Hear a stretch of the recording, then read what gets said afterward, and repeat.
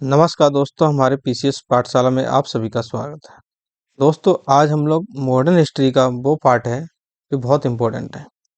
राष्ट्रीय आंदोलन 1885 से लेके 1947 तक के बीच के जो घटनाक्रम हुए हैं उनको हम टू द पॉइंट पढ़ते हैं। ये बहुत इम्पोर्टेंट है, इसे बार बार कहीं ना नोट कर लीजिए। 2 या 3 पेज का है। चलिए शुरू करते हैं। भारतीय राष्ट्रीय कांग्रेस की स्थापना एक अवकाश प्राप्त अंग्रेज अधिकारी ए.ओ. ह्यूम द्वारा दिसंबर 1885 को की गई थी। ठीक है। भारतीय राष्ट्रीय कांग्रेस का प्रथम अधिवेशन 28 दिसंबर 1885 को बम्बई के ग्वालियर टैंक में स्थित गोकुलदास तेज प्रताप संस्कृत कॉलेज में हुआ है। भारतीय राष्ट्रीय कांग्रेस का नाम दादा भाई नौरोजी ने सुझाव दिया था। भारतीय राष्ट्रीय कांग्रेस के प्रथम अध्यक्ष भारतीय राष्ट्रीय कांग्रेस के प्रथम अधिवेशन की अध्यक्षता व्योमेश चंद चटर्जी ने की थी। ये बहुत इंपॉर्टेंट है, जरूर कहीं ना कहीं पूछा जा सकता है। स्वतंत्रता प्राप्ति के बाद गांधी ने भारतीय राष्ट्रीय कांग्रेस को समाप्त करने का सुझाव दिया था। अब ये पूछा जा सकता है किसने ये सुझाव दिया था कि स्वतंत्रता के बाद राष्ट्रीय कांग्रेस को समाप्त कर दिया जाए। कौन? गांधी जी। अमृतसर के भारतीय अधिवेशन कांग्रेस अधिवेशन अमृतसर के भारतीय राष्ट्रीय कांग्रेस अधिवेशन 1919 के प्रस्ताव के अनुसार गांधी जी द्वारा कांग्रेस का नया अधिवेशन लिखने के हेतु एनसी केलकर आईवी सेन को चुना गया। किनको? आईवी सेन को चुना गया। 1921 के अहमदाबाद अधिवेशन में सी.आर. दास को अध्यक्ष नामित किया गया। इसको किया गया? सी.आर. दास को। परंतु इस दौरान उनके जेल में रहने के कारण इस अधिवेशन की अध्यक्षता हकीम अजमल खां ने की और सी.आर. दास ने जेल में से कांग्रेस अध्यक्ष के रूप में कार्य किया। सी.आर. दास ने क्या, जब वो जेल में थे, कांग्रेस अध्यक्ष के रूप में उन्होंने जेल में ही काम किया था। लाला लाजपत राय ने यंग इंडिया में लिखे एक लेख में क्या कहा? कांग्रेस को डफरिन के दिमाग की एक उपज बताया। इसकी उपज बताया? डफरिन के दिमाग। जो कांग्रेस का जो स्थापना हुई है, कांग्रेस आया, भारतीय राष्ट्रीय कांग्रेस की स्थापना किसकी दिमाग? डफरिन के उन्होंने दिमाग बताया। 1885 से लेकर 1905 तक भारतीय राष्ट्रीय कांग्रेस में उदारवादी नेताओं का वर्चस्व रहा। किसका रहा? उदारवादी नेताओं का। इसलिए इस काल को उदारवादी चढ़ कहा जा सकता है। इस काल को 1950 से लेकर 1850 से लेकर 1905 के बीच जो कार्यकाल था उसको उदारवादी का, क्योंकि उदारवादी इसमें नेता थे। इसी को उदारवादी काल कहा गया या उदारवादी चरण कहा गया। उदारवादी नेताओं में दादा भाई नौरोजी। अब ये पूछा सकता है कहीं ना कहीं एग्जाम में, चाहे यूपीएससी, चाहे आरओ, चाहे यूपी पीसीएस में। उदारवादी नेताओं में इंपॉर्टेंट है दादा भाई नौरोजी, सुरेंद्र नाथ बनर्जी, गोपाल कृष्ण गोखले, फिरोज शाह मेहता, मदन मोहन मालवीय आदि नेता थे। ये प्रमुख थे। कौन? दादा भाई नौरोजी थे, सुरेंद्र नाथ बनर्जी, गोपाल कृष्ण गोखले, फिरोज शाह मेहता, मदन मोहन मालवीय। लंदन में भारतीय राष्ट्रीय कांग्रेस के लिए समर्थन प्राप्त करने के उद्देश्य से 1879 में विलियम बैडरबर्न की अध्यक्षता में, किसकी? बैडरबर्न की अध्यक्षता में ब्रिटिश कमेटी ऑफ इंडिया की स्थापना की गई। ब्रिटिश ऑफ कमेटी की स्थापना की 1879 में की गई। इसकी अध्यक्षता में विलियम बैडरबर्न की अध्यक्षता में। उदारवादी नेताओं में लाला लाजपत राय, बाल गंगाधर तिलक, बिपिन चंद्र पाल तथा अरविंद घोष आदि प्रमुख थे। अब इसमें क्या है, उग्रवादी जो नेता थे उनमें को लाल बाल पाल की संज्ञा दी जाती है। उनमें लाल से क्या है? लाला लाजपत राय, बाल से बाल गंगाधर तिलक और पाल से मतलब है बिपिन चंद्र पाल। तथा अरविंद घोष, ये उग्रवादी नेता थे। इनका कहने का मतलब है कि अंग्रेजों के सामने हम देश को आज़ादी के लिए गिड़गिड़ाने की जरूरत नहीं है, प्रार्थना याचना करने की जरूरत नहीं, हमें उनसे उग्रवादी तरीके से, क्रांतिकारी आंदोलन के तरीके से हम अपनी स्वतंत्रता को प्राप्त करने में वो समर्थन थे। लेकिन उग्रवाद उदारवादी नेता इनसे नाराज रहते थे। आइए 1893 में गणपति महोत्सव, तिलक ने क्या किया? 1893 में गणपति महोत्सव, 1850 में शिवाजी महोत्सव की शुरुआत की।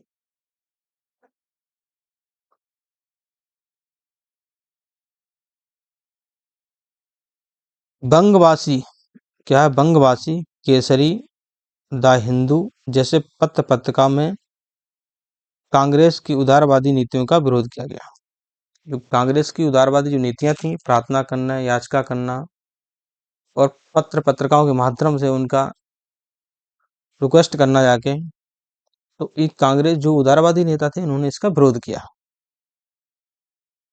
इसमें बंगवासी, केसरी और द हिंदू जैसी जो पत्रिका थी उनमें लेख लेख उन्होंने प्रकाशित किया कि जो उदारवादी हैं, जो इनकी देश की स्वतंत्रता प्राप्त करने की भीख मांगने जैसी प्रवृत्ति ये रखते हैं, ऐसे देश आजाद नहीं हो सकता है। बाल गंगाधर तिलक को राष्ट्रीय कांग्रेस का अध्यक्ष कभी नहीं चुना गया। बाल गंगाधर तिलक को बहुत इंपॉर्टेंट पूछा जाता है कि किस किस कांग्रेस राष्ट्रीय कांग्रेस नेता है जिसको कभी वो अध्यक्ष चुना गया? नहीं गया, तो बाल गंगाधर तिलक ने चुना। अब क्यों नहीं चुना? कभी नहीं चुना क्योंकि 1 अगस्त 1920 को तिलक की मृत्यु हो गई थी। उनकी मृत्यु के उपरांत उनकी अर्थी को महात्मा गांधी, शौकत अली, डॉक्टर सैफुद्दीन चिकलू आदि नेताओं ने उठाया। ये जरूर पूछा जाता है, बहुत इंपॉर्टेंट फैक्ट है ये वाला, इंपॉर्टेंट, जो बहुत इंपॉर्टेंट। बाल बाल पाल त्रिकुट में मात लाला लाजपत राय ने ही 1920 में कलकत्ता के विशेष अधिवेशन की अध्यक्षता की। मतलब जो लाल बाल पाल जो त्रिकुट था उनमें से लाला लाजपत राय ने ही अधिवेशन, राष्ट्रीय कांग्रेस अधिवेशन की अध्यक्षता की, बाकी इन दोनों ने नहीं की। गवर्नर जनरल लॉर्ड कर्जन के काल में 1905 में बंगाल का विभाजन किया गया। बाल बंगाल विभाजन सांप्रदायिक विभाजन था। पश्चिमी बंगाल हिंदू बहुल, पश्चिम बंगाल जो था हिंदू बहुल क्षेत्र था और पूर्वी बंगाल था वो मुस्लिम बहुल क्षेत्र था।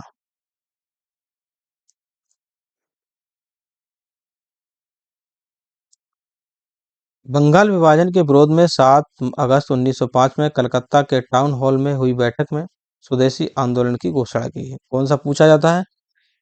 1905 में कलकत्ता के किस हॉल में बैठक हुई थी जिसमें स्वदेशी आंदोलन की घोषणा की है? कौन सा है? टाउन हॉल, कलकत्ता के टाउन हॉल में हुई। 16 अक्टूबर 1905 को लोगों ने बंगाल विभाजन के विरोध में शोक दिवस मनाया। कौन तारीख पूछा? 16 अक्टूबर 1905 को। स्वदेशी आंदोलन में पहली बार महिलाओं की सक्रिय भागीदारी देखने को मिली। ये पूछा जाता है किस आंदोलन में महिलाओं की सक्रिय भागीदारी मिली? किसमें? स्वदेशी आंदोलन में पहली बार मिली, स्वदेशी आंदोलन में। 1906 में राष्ट्रीय कांग्रेस के कलकत्ता अधिवेशन में दादा भाई नौरोजी ने अपने भाषण के दौरान पहली बार कांग्रेस के मंच से स्वराज शब्द का उल्लेख किया। मोस्ट इंपोर्टेंट है, इस अधिवेशन बोला गया पहली बार स्वराज शब्द का उल्लेख किसमें किया? 1905 में। कहा? कौन सा अधिवेशन? कलकत्ता अधिवेशन। किसने कहा? दादा भाई नौरोजी ने। ढाका के नवाब नसीमुल्लाह खां के नेतृत्व में 30 दिसंबर 1906 को ढाका में आयोजित एक बैठक में क्या हुआ? अखिल भारतीय मुस्लिम लीग की स्थापना की घोषणा की। कौन सी तारीख की? किसकी अध्यक्षता में? ढाका के नवाब सलीमुल्लाह खां के नेतृत्व में 30 दिसंबर 1906 को। कहां पर? ढाका में अखिल भारतीय मुस्लिम की लीग की स्थापना को। 1909 में मार्ले मिंटो सुधार के माध्यम से मुसलमानों के लिए पृथक निर्वाचन मंडल की मांग स्वीकार कर ली गई, क्योंकि मुस्लिम जो थे लीग जो थी उसने कहा क्या, मौलवी मिंटो से मिला और उनसे ये बात कहा है कि मुसलमानों के लिए अलग उनको निर्वाचन क्षेत्र घोषित कर दिया जाए। 1909 के मार्ले मिंटो सुधार के तहत केंद्रीय तथा प्रांतीय विधान मंडलों में आकार एवं उनकी शक्ति में वृद्धि की गई। इसमें इम्पोर्टेंट 1909 के मार्लो मिंटो सुधार के तहत केंद्रीय तथा प्रांतीय विधान मंडलों के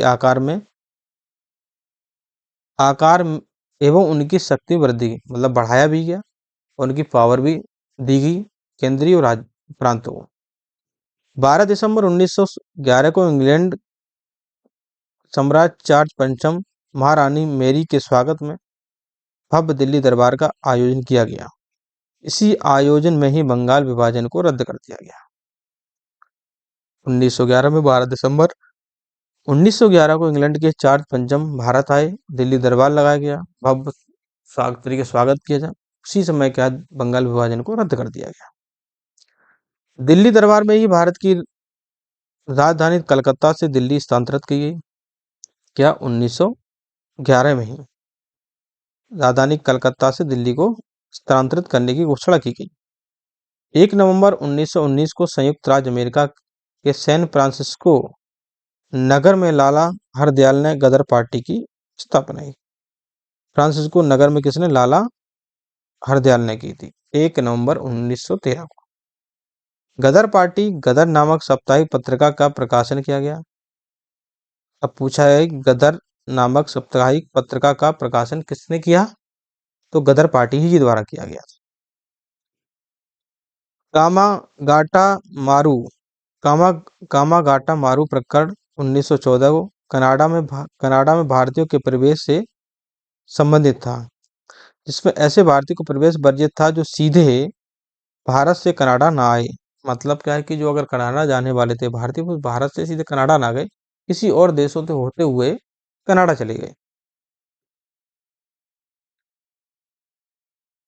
प्रथम विश्व युद्ध 1914 को प्रथम विश्व युद्ध 1914 से 18 में उदारवादियों ने ताज के प्रति निष्ठा प्रकट की, ब्रिटेन को पूर्ण समर्थन किया। मतलब ये कह रहे हैं कि जब प्रथम विश्व युद्ध हुआ 1914 से लेकर 18 के बीच में, जो उदारवादी जो नेता थे उन्होंने क्या है, ब्रिटिश ने अंग्रेजों को उन्होंने समर्थन दिया कि हम आपके साथ हैं। प्रथम विश्व युद्ध के दौरान ही दिसंबर 1915 में काबुल अफगानिस्तान महेंद्र प्रताप के नेतृत्व में एक अस्थायी सरकार का गठन किया गया। 1915 में है कि अस्थायी टेम्परेरी गवर्नमेंट की स्थापना की। ये अक्सर पूछा जाता है कि किसने की अफगानिस्तान में, पूछा था महेंद्र प्रताप के नेतृत्व में।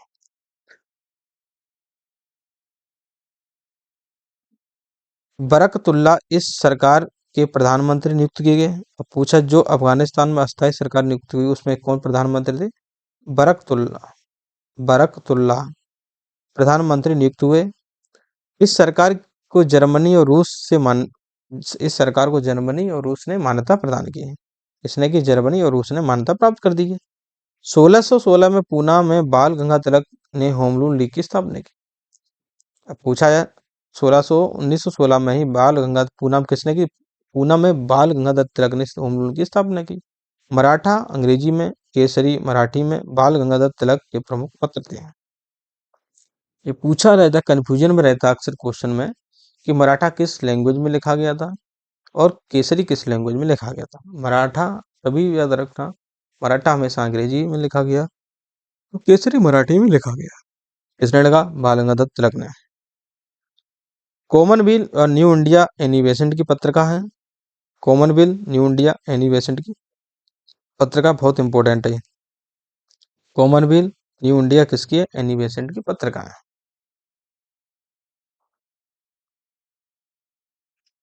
1916 में कांग्रेस के एक लखनऊ सम्मेलन की अध्यक्षता अंबिका चरण मजूमदार ने की थी। किसने की थी अध्यक्षता 1916 में, कहाँ हुई थी, लखनऊ में, अंबिका चरण मजूमदार ने की थी।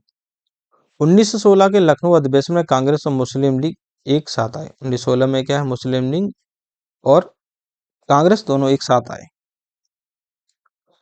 दादा भाई नौरोजी को the grand old man of India के नाम से जाना जाता है। इसे the grand old man of India के नाम से किसे जाना जाता है? दादा भाई नौरोजी। अमीर अली के नेतृत्व में 1908 में अखिल भारतीय मुस्लिम लीग की एक शाखा लंदन में स्थापित की गई। लंदन में जो शाखा स्थापित की गई किसके नेतृत्व में की? अमीर अली के नेतृत्व में। किस समय? 1908 में।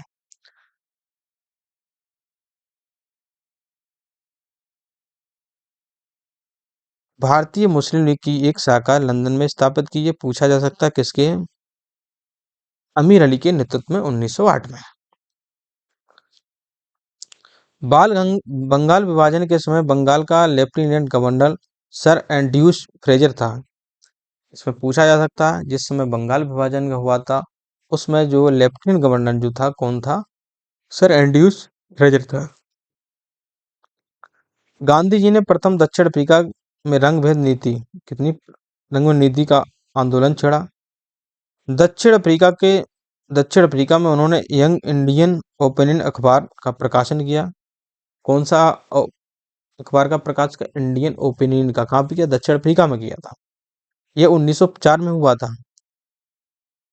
फोनिक्स आश्रम की स्थापना की है।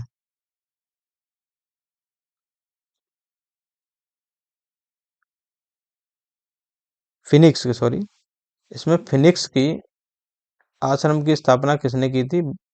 कब की थी? गांधी जी ने किया था। कब किया था? ये किया था 1904 में। Sorry sorry.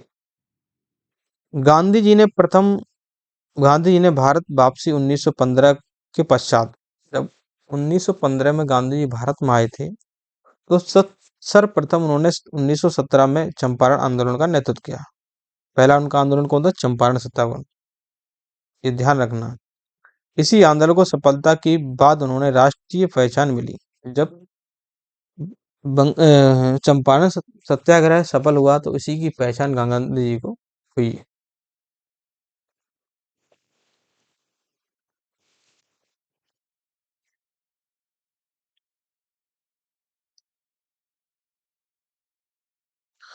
चंपारण में यूरोपीय अधिकारियों ने किसानों से एक अनुबंध कर लिया। वे अपनी भूमि का 3/20 हिस्से पर अनिवार्यतः नील की खेती करेंगे, जो जो तिनकटिया के नाम से जानी गई। गांधी का प्रथम आंदोलन रॉलेट एक्ट 1919 का विरोध था। पहला विरोध कौन? रॉलेट एक्ट था 1919। रॉलेट एक्ट के तहत अंग्रेजी सरकार जिसको चाहे जब तक बिना मुकदमा चलाए जेल में बंद रख सकती थी। जनता ने इसे काला कानून की संज्ञा दी। काला कानून है। 13 अप्रैल 1919 को भारतीय इतिहास का सबसे नृशंस हत्याकांड जलियांवाला बाग हत्याकांड माना जाता है। जब जलियांवाला बाग में लोग अपने नेता डॉक्टर किचलू और डॉक्टर सत्यपाल की गिरफ्तारी के विरोध में शांतिमय जनसभा कर रहे थे, उसी समय अंग्रेज जनरल डायर निहत्थे लोगों पर गोली चलाने का आदेश दे दिया। जलियांवाला हत्याकांड के विरोध में रविन्द्रनाथ टैगोर ने नाइटहुड की उपाधि लौटा दी, वापस कर दी। वायसराय की कार्यकारिणी के सदस्य शंकर नैन ने त्यागपत्र दे दिया। खिलाफत आंदोलन के साथ ही 1920 और 1921 में गांधी के नेतृत्व में असहयोग आंदोलन का चलाया गया था। संयुक्त प्रांत के गोरखपुर जिले में चोरी चोरी कांड हत्याकांड 5 फरवरी 1922 के बाद गांधी जी ने असहयोग आंदोलन स्थगित कर दिया।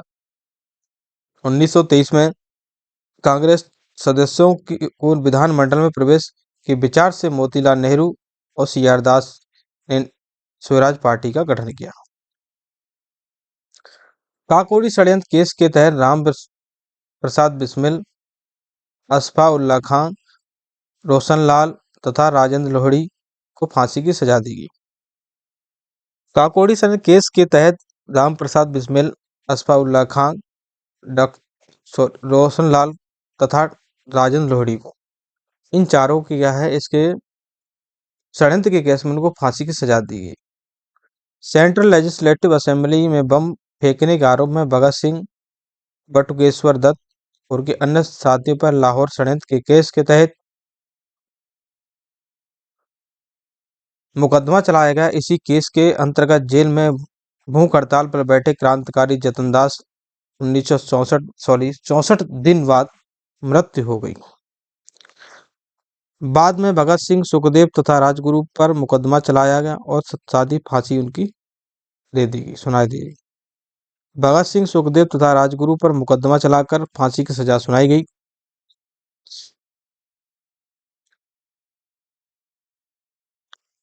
1927 में सर जॉन साइमन की अध्यक्षता में साइमन कमीशन का गठन किया गया। किसकी? 1970 में किसकी? साइमन की अध्यक्षता में।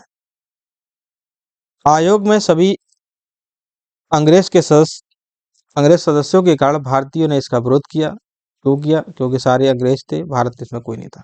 इस आयोग को वर्तमान सरकारी व्यवस्था, शिक्षा के प्रसार, प्रतिनिधि संस्थाओं के अध्ययन के पश्चात यह रिपोर्ट देनी थी। मतलब शिक्षा का प्रसार कैसा हुआ, कैसा नहीं हुआ, और प्रतिनिधि संस्थाओं के अध्यक्ष के पश्चात ये रिपोर्ट देनी थी। भारत में उत्तरदायी सरकार की स्थापना कहाँ तक लाजमी है तथा इसके लिए भारत कहाँ तक तैयार है। मतलब इसका क्या है कि एक तो शिक्षा के लिए, एक प्रतिनिधि संस्थाओं के अध्यक्ष के पश्चात ये, और दूसरी बात ये इसलिए था कि भारत को कहाँ उत्तरदायी सरकार के लिए इसलिए तैयार है कि नहीं है।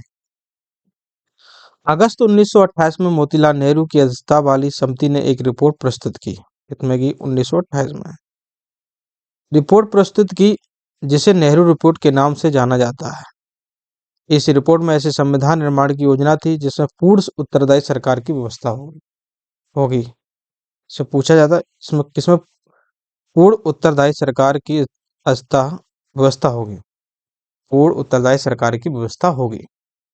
प्रथम कांग्रेस कार्यकारी समिति द्वारा निर्धारित किया गया कि 26 जनवरी 1930 का दिन पूर्ण स्वराज के रूप में मनाया जाएगा। जब प्रथम कांग्रेस कार्य समिति द्वारा निर्धारित किया गया, मीटिंग होने के बाद में इस बिंदु पर पहुंचे कि यह 26 जनवरी 1930 को ही पूर्ण स्वराज के रूप में मनाया जाएगा। गांधी जी के 11 सूत्रीय मांगों के वायसरा इरविन द्वारा ठुकराए जाने के प्रतीक स्वरूप सविज्ञा आंदोलन के तहत महात्मा गांधी ने 12 मार्च 1930 को ऐतिहासिक सत्याग्रह की शुरुआत की। क्योंकि गांधी जी ने 11 सूत्री इरविन के पास पहुंचाई थी, लेकिन इरविन ने उनकी सुनी नहीं, तो इसके विरोध में प्रतिज्ञा स्वरूप गांधी जी ने क्या है, सत्याग्रह की शुरुआत की 12 मार्च 1930 को। सत्याग्रह के दौरान साबरमती आश्रम से अपने 78 अनुयायियों के साथ 240 कुछ स्रोतों में 241 मील की लंबाई पथ यात्रा के बाद 5 अप्रैल 1930 को दांडी मार्च पहुंचे। 6 अप्रैल 1930 को नमक बनाकर कानून तोड़ा। 1930 को नमक बनाकर कानून तोड़ा। नमक क्या है कि हर आम लोगों की जरूरत था, तो उस पे क्या है कि टैक्स लगा दिया गया।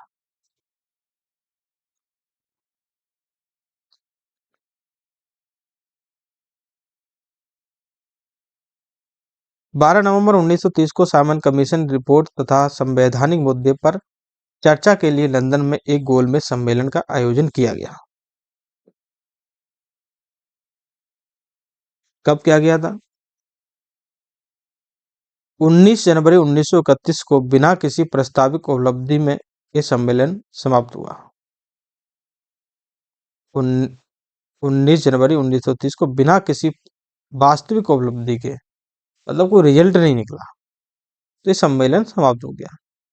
कब हुआ था? 12 नवंबर 1930 को। डेट इंपॉर्टेंट है। गांधी इरविन समझौता 5 मार्च 1931 के बाद सविनय अवज्ञा आंदोलन वापस ले लिया गया। जब क्या 5 मार्च 1931 को गांधी और इरविन का समझौता हुआ, उसी समय ये सविनय अवज्ञा आंदोलन वापस ले लिया। इस समझौते के तहत गांधी और कांग्रेस ने द्वितीय गोलमेज सम्मेलन शामिल होने के लिए सहमति जताई। जब गांधी में समझौता हुआ तो इसी इसी टाइम का है कि ये कहा गया, जब सेकंड गोलमेज सम्मेलन होगा उसमें कांग्रेस शामिल हो गई। ब्रिटिश प्रधानमंत्री रैमजे मैकडोनाल्ड ने 16 अगस्त 1932 को विभिन्न संप्रदायों के प्रतिनिधित्व के विषय पर एक पंचायत घोषित किया, जिसे सांप्रदायिक पंचायत कहा गया। इसमें मुस्लिम, सिख, ईसाई के साथ साथ दलितों को भी अल्पसंख्यक मानकर पृथक निर्वाचन का अधिकार दिया गया।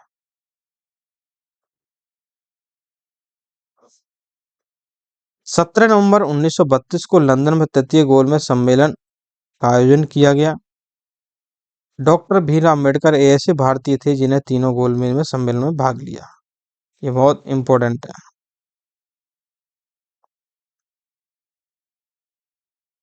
कौन ऐसे थे जो तीनों गोलमेज सम्मेलन में भाग लिया? लॉर्ड लिलिंथयू ने द्वितीय विश्व युद्ध में कांग्रेस को सहयोग प्राप्त करने के लिए समक्ष एक प्रस्ताव रखा। इसे कहते हैं अगस्त प्रस्ताव। इसे नाम दिया गया। इस प्रस्ताव के अंतर्गत अंतिम सरकार के गठन की मांग को खारिज कर दिया गया। व्यक्तिगत सत्याग्रह के अंतर्गत पहले सत्याग्रही विनोबा भावे तथा द्वितीय सत्याग्रही को जवाहरलाल नेहरू थे। 11 मार्च 1942 को तात्कालिक ब्रिटिश प्रधानमंत्री चर्चिल ने क्रिप्स मिशन की घोषणा की। 13 मार्च 1942 को क्रिप्स मिशन भारत पहुंचा। क्रिप्स मिशन के प्रस्तावों को अंग्रेजों तथा मुस्लिम लीग दोनों ने अस्वीकार कर दिया। महात्मा गांधी ने इसे क्रिप्स प्रस्तावों को उत्तर दिनांकित चेक कहा, पोस्ट डेटेड चेक कहा।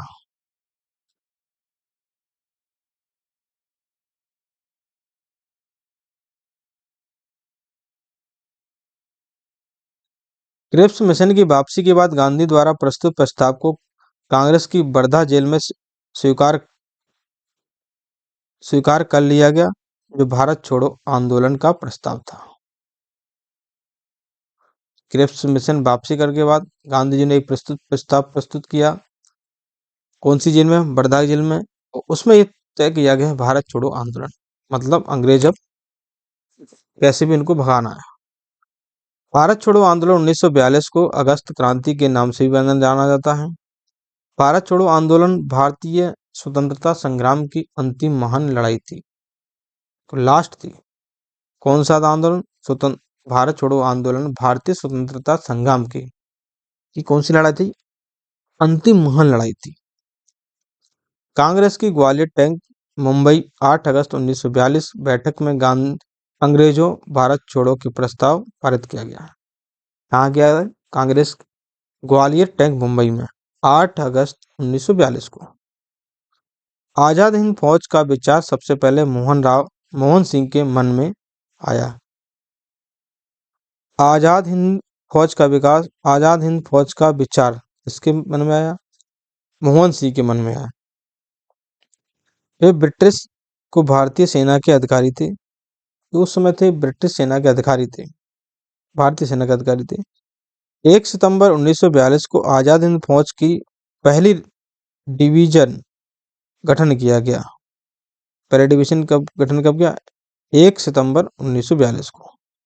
2 जुलाई 1943 को सुभाष चंद्र बोस सिंगापुर पहुंचे। उन्हें आजाद हिंद फौज का सर्वोच्च सेनापति घोषित किया गया। सर्वोच्च सेनापति किसको घोषित किया? सुभाष चंद्र बोस को, 2 जुलाई 1943 को। लाल किला मुकदमा 1945 आजाद हिंद फौज के सिपाही सरदार गुरबख्श सिंह, श्री प्रेम सहगल तथा शहनवाज पर चलाया गया। इस पर गुरबख्श सिंह, श्री प्रेम सहगल, शहनवाज पर चलाया गया। अदालत में उनकी वकालत भोला भाई देसाई, तेज बहादुर सप्रभु, काटजू तथा जवाहरलाल नेहरू ने की थी। सीआर दास फार्मूला गोपालाचारी 1944 में लाया, जिसमें कांग्रेस और मुस्लिम लीग के समझौते की बात रखी गई थी। वायसराय बनकर अक्टूबर 1943 में लिनथियो को जगह लॉर्ड बेवेल भारत के वायसराय बनकर आए। 14 जून 1945 को बेवेल द्वारा बेवेल योजना प्रस्तुत की गई। बेवेल प्रस्ताव विचार विमर्श हेतु 1945 में शिमला समझौता सम्मेलन का आयोजन किया गया। मुस्लिम लीग की अनुचित मांगों के कारण यह सम्मेलन असफल रहा। भारतीय नेताओं ने औपचारिक स्तर पर बातचीत के लिए 24 मार्च 1946 को कैबिनेट मिशन भारत आया। कब आया? 24 मार्च 1946 को कैबिनेट मिशन आया भारत में। कैबिनेट मिशन के सदस्यों में शामिल थे sir Stafford Cripps, A B Alexander तथा पैथिक लॉरेंस। कैबिनेट मिशन की संस्तुतियों के आधार पर संविधान सभा का गठन किया गया। 9 दिसंबर 1946 को डॉक्टर सच्चिदानंद सिन्हा की अस्थायी सदस्यता में संविधान सभा की पहली बैठक की गई। कितने? 9 दिसंबर 1946 को। फिर 11 दिसंबर 1940 को डॉक्टर राजेंद्र प्रसाद संविधान सभा का स्थायी सदस्य बनाया गया। डेट बहुत इंपॉर्टेंट, 9 दिसंबर और 11 दिसंबर, 2 दिन का अंतर। अगस्त 1940 में जवाहरलाल नेहरू के नेतृत्व में भारत की पहली अंतरिम राष्ट्रीय सरकार की घोषणा की गई। पहली अंतरिम भारतीय सरकार की घोषणा की, राष्ट्रीय सरकार की घोषणा की, जिसमें मुस्लिम लीग की भागीदारी नहीं थी। 3 जून 1947 को माउंटबेटन ने भारत के विभाजन के साथ सत्ता हस्तांतरण की एक योजना प्रस्तुत की। कैसे? 3 जून 1947 को, जिसे माउंटबेटन योजना कहा गया। क्या कहा जाता है? माउंटबेटन योजना के आधार पर ब्रिटिश संसद ने 18 जुलाई 1947 को भारतीय स्वतंत्रता अधिनियम 1947 पारित किया गया। इस अधिनियम के तहत 15 अगस्त 1947 को भारत व पाकिस्तान को डोमिनियन का दर्जा दिया गया। डोमिनियन का दर्जा दे दिया गया। दोस्तों, ये कंप्लीट हुआ टू द पॉइंट।